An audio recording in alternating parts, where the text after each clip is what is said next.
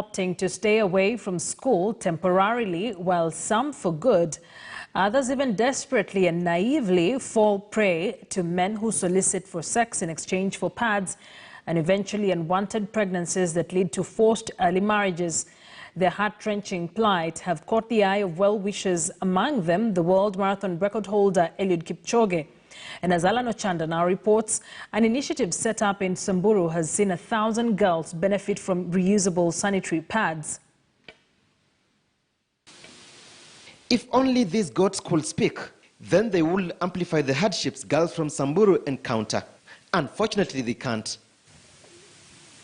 Theirs is a harrowing experience. To them, sanitary towels are a luxury, an expensive venture, and whenever they are experiencing their monthly period, it is at a shame, and mostly they keep off school. Some confess they have had the temptation to fall into men's traps so as to get the important item, pads.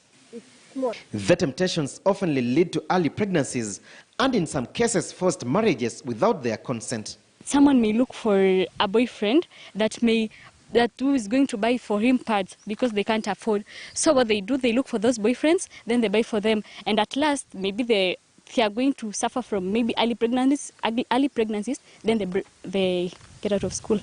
We lack support from our able parents, and some of us, we end up going for a boyfriend so that we can be able to access these pads.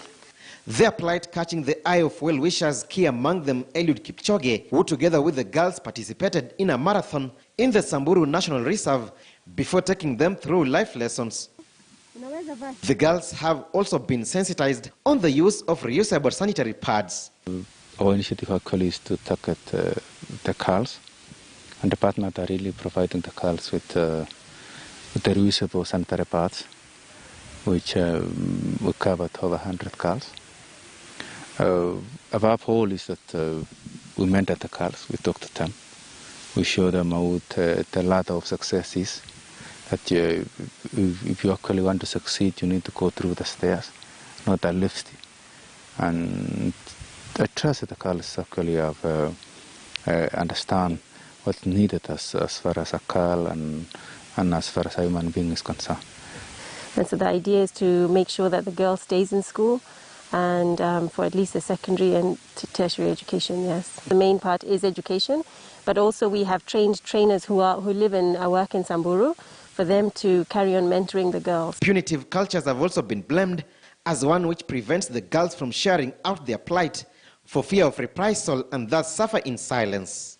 The high poverty index have been making the poor Samburu girls an easy prey to young men who have been soliciting for sex in exchange for pads.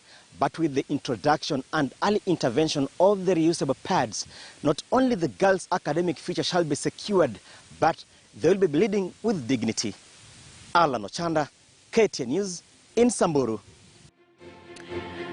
And that's just about how we wrap it up here on Checkpoint. Thank you for staying with us. I am Akisa Wandera. Our sign language interpreter is Damien Evans. Have a good night. And as always, keep it KTN News.